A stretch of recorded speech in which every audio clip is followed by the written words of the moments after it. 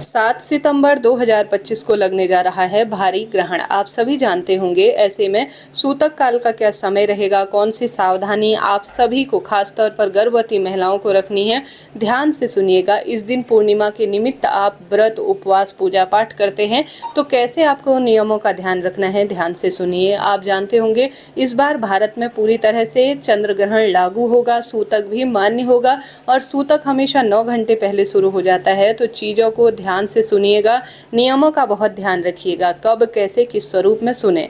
आप सभी को 7 तारीख को ग्रहण प्राप्त हो रहा है, चंद्र ग्रहण रात्रि 9:58 से और यह देर रात्रि 1:26 के आसपास समापन की ओर होगा। तो कुल ग्रहण का जो समय अवधि है 3 घंटा 28 मिनट के आसपास पंचांग में लिखी हुई है। अब सूतक कब से शुरू होगा? देखिए, सूतक तो हमेशा 9 घंटे पहले ही शुरू हो जाता है। तो सूतक काल जो है विशेष तौर पर दोपहर 12:57 से शुरू हो जा रहा है। यह ग्रहण भारत के अलावा Asia, Australia, New Zealand, America, Fiji और अटलांटिका के कुछ हिस्सों में पूर्ण रूप से दिखाई देगा और सूतक काल भी मान्य रहेगा। सूतक के दौरान देवी देवताओं की पूजा, भगवान के पट इत्यादि पूरी तरह से बंद हो जाते हैं। आप सब जानते होंगे। तो आपको जो भी पूजा पाठ करनी है, तो आप सभी जो आपको 7 सितंबर को पूजा पाठ, दान, पुण्य, तर्पण इत्यादि करना है, वह आप 12 बजे से पहले पहले पूर्ण कर लीजिएगा। 12 बजे से सूतक काल पूरी तरह से 7 तारीख को मान्य होगा। ऐसी स्थिति में 12 बजे से पहले पहले ही आप पूजन पाठन संपूर्ण कार्य को निर्वाह कर लीजिएगा।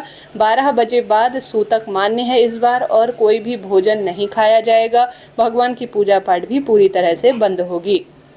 इस दिन जो ग्रहण है वह रात्रि को ही समाप्त हो जाएगा, जैसे मैंने आपको विदित कराया। रात 9 बजे से लेकर करीब 9:58 से 1:26 तक ग्रहण है। तो फिर सुबह आप उठे और स्नान इत्यादि से निवृत्त होकर अपने घर के मंदिर की साफ सफाई करें।